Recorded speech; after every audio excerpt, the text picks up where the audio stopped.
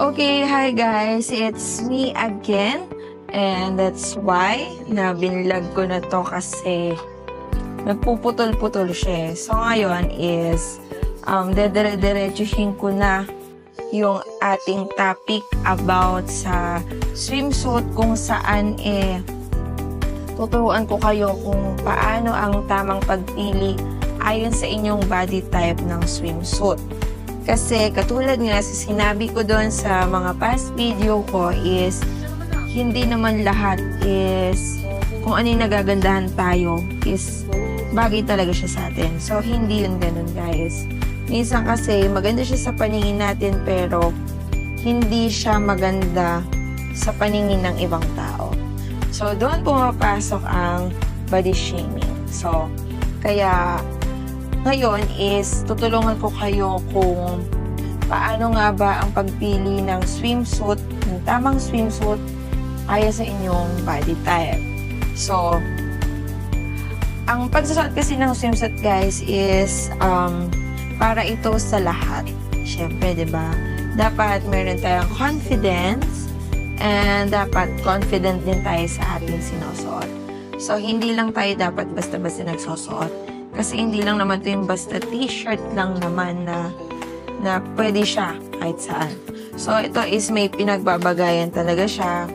Whether ikaw ay petite, curvy, or athletic, or in between those shapes na nabanggit ko. So, dapat confident ka and comfortable ka at feeling mo is sexy ka. Diba? So, let's get into it.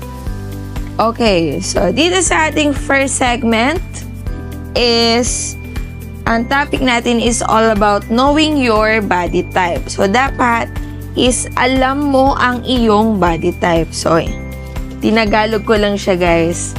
And syempre, dapat, yun nga, first off, don't stress about labels. And this is not about changing yourself. It's about how highlighting what you feel and what you love. So, dapat, feeling mo is sexy ka pag magsusuot ka ng swimsuit. Hindi dapat basta-basta. Okay? So, know your body type. Ano-ano nga ba ang iyong body type? Ang ating body type.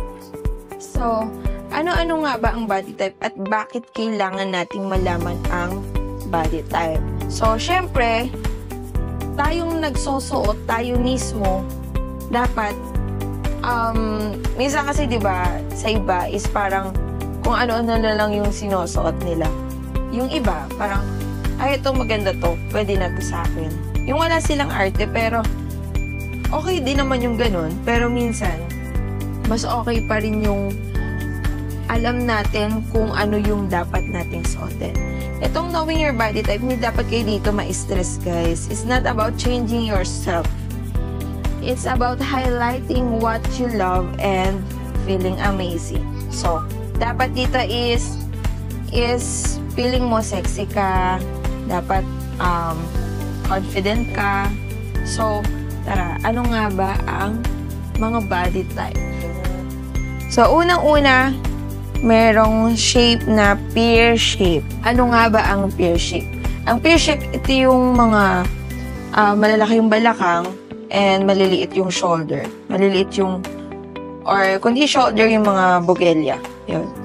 So, second is merong apple shape.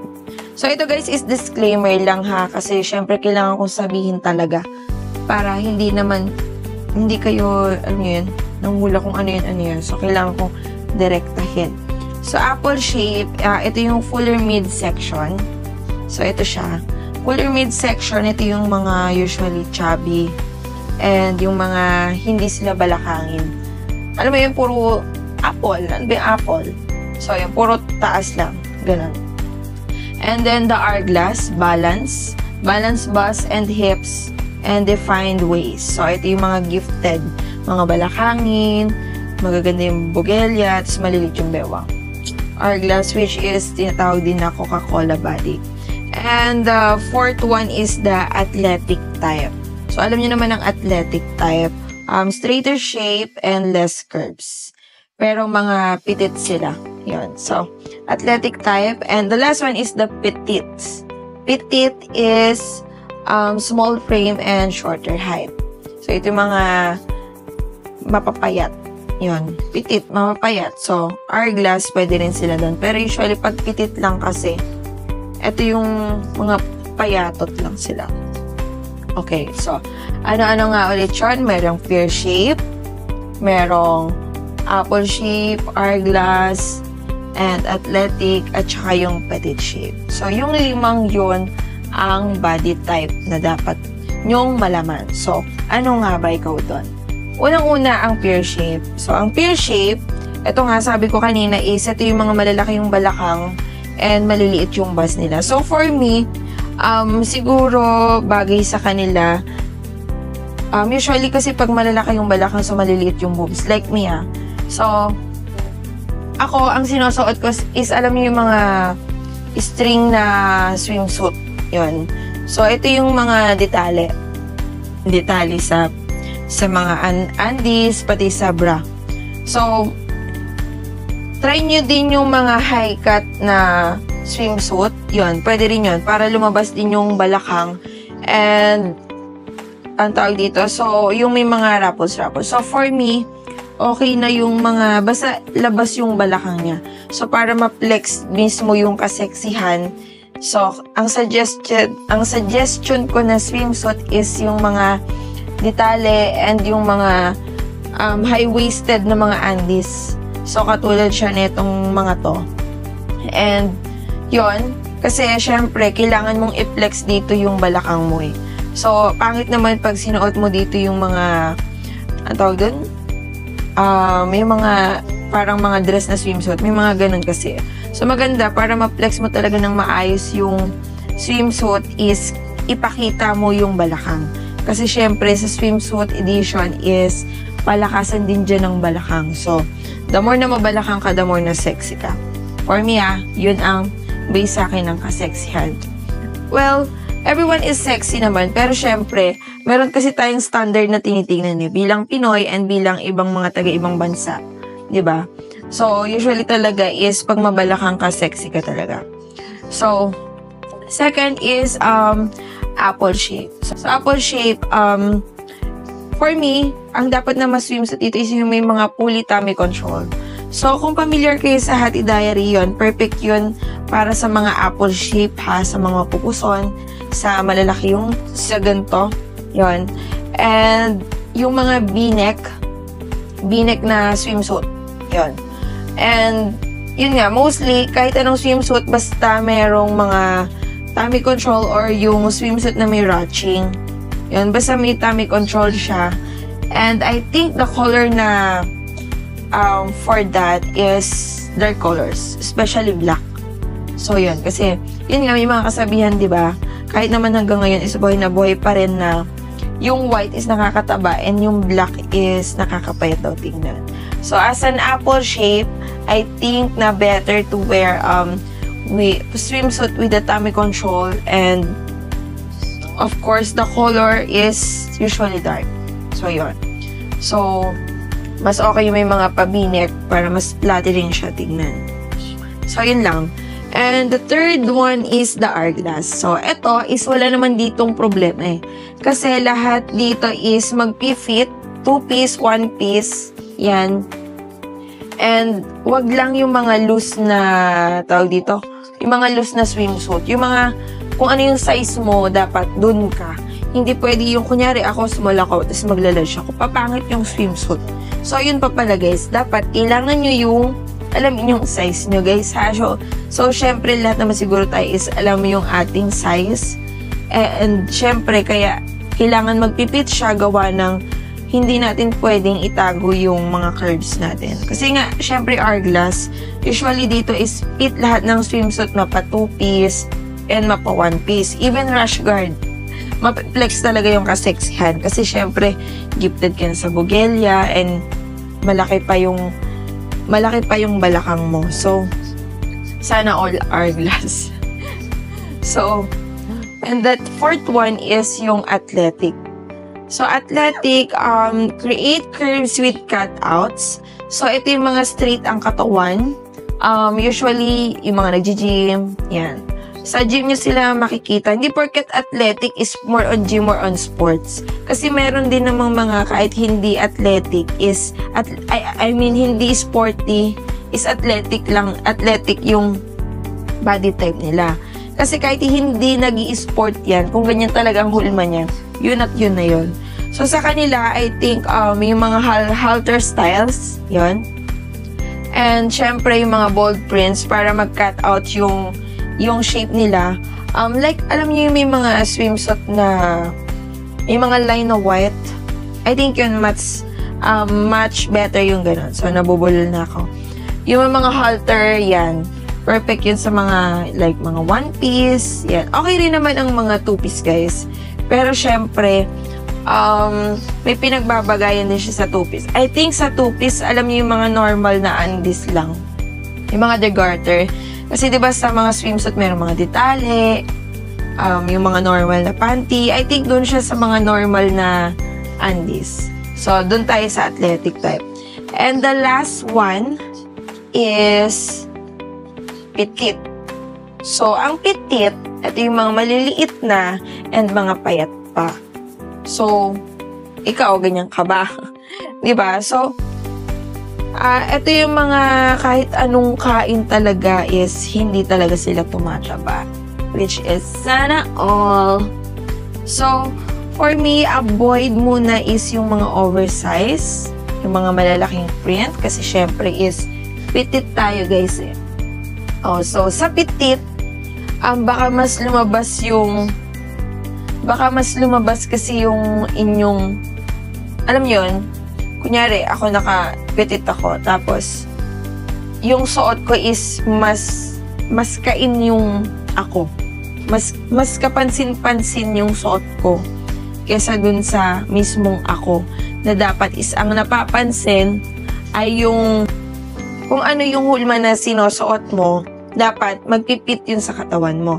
So, I think, high leg cuts na mga magmumukha kang matangkad. So, I suggest dito yung mga one piece na mga, parang sinabi ko sa pear shape.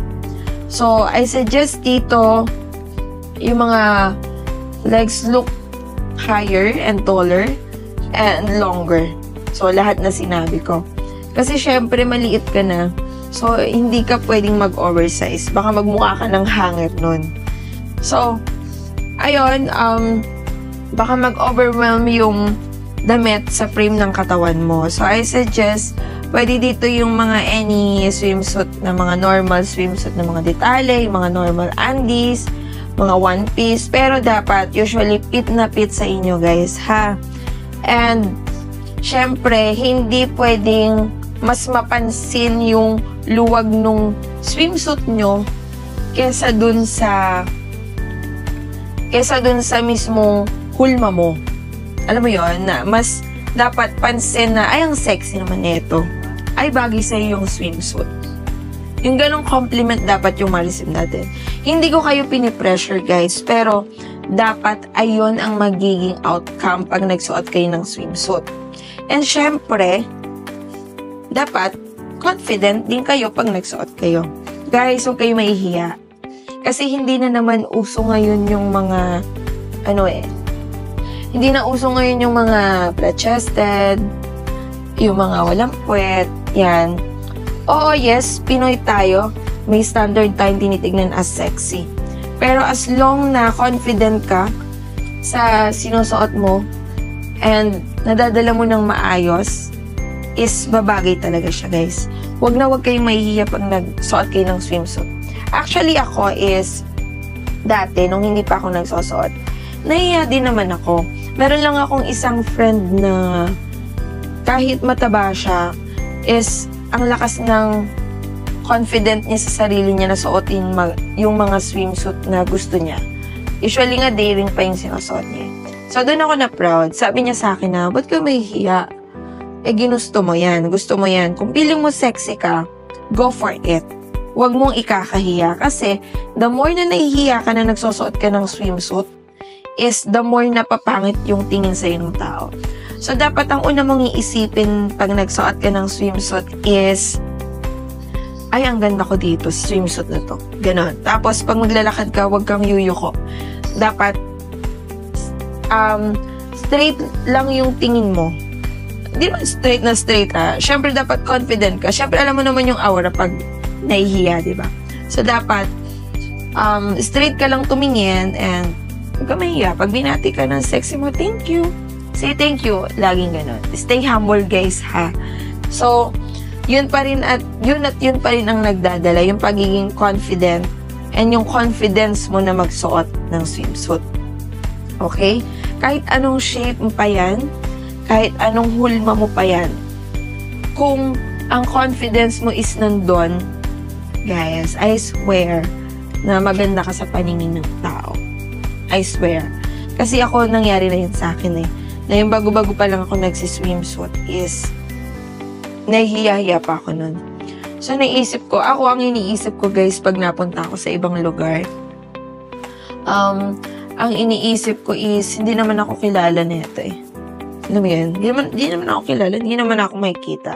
So, dun nabubus yung confident ko. So, gumawa na lang kayo ng paraan, guys, paano mabus yung confident nyo. Ha? Kasi, syempre, kailangan nating mag-manage ng swimsuit. Okay? So, yun. The key is always wear your confident no matter what and no matter what body type you are. Okay? Kasi, sa panahon ngayon, guys, mas okay na rin yung panahon ngayon kasi hindi masyadong nagiging judgmental yung tao pagdating sa unlike before, di ba, dati ang big deal ng mga flat-chested, yung mga walang puwet, yung mga ang big deal ng mga straight yung yung mga ganun ba? Puro body shaming. So ngayon, napansin ko naman is medyo na-lessen yung ang pagiging pagbabody shame natin. And yun nga, guys, so dapat alam nyo rin ang inyong color coding. So ano nga ba ang color coding? So syempre, as a morena, as a maputi, as a black or brown or any skin color that you have, dapat is alam mo rin paano pumili ng tamang kulay na hindi lang puro swimsuit, guys. Kasi merong mga mapuputi na maganda yung swimsuit nila pero pangit yung color. Merong mga morena, same sa mga itim, same sa mapuputi, same sa mga neutral colors sa skin. So, dapat know your colors. So, I suggest sa morena, usually dark colors, usually yung mga middle colors, yung mga like, mga saktong green, saktong blue, ganyan. Hindi siya super louder color, hindi siya super lighter. Nasa middle tayo. Middle color siya. So, sa mapuputi, any color na magpipit naman sa inyo. Kasi, gifted na eh, maputi na. So, dapat gandahan nyo na lang sa swimsuit, guys, ha? And sa mga morena, ay sa mga may itim, I think, para ma-flex yung skin talaga is more on neutral colors and dark colors. Pwede rin naman yung mga light para mas alam mo yun, para mas maganda yung aura tignan. Mas okay din yun. So, ano pa ba? So, yun lang naman sa mga skin color. Kasi usually, as a Pinoy naman is, naglalaro lang tayo sa tatlong kulay eh. Maputi, morena, and maitim. So, yun lang yung mga masasuggest kong skin color based sa inyong swimsuit. So, know your code, know your swimsuit, know your body type. So, yun lang. And I hope that if you found this helpful, guys, don't forget to give this video thumbs up and please subscribe my YouTube channel for more updates about sa swimsuit and share nyo rin yung mga besties nyo. So yun guys, I just want to promote the Zero Soul clothing and I wear the logo and mabibili lang siya for 550 pesos and available na siya. So, PM lang kayo sa aming page. And yun lang guys.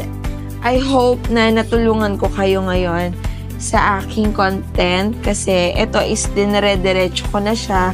Kasi yung sa TikTok is putol-putol guys. Kasi nga, nabibisi talaga ang lola mo. Ang dami kong ginagawa.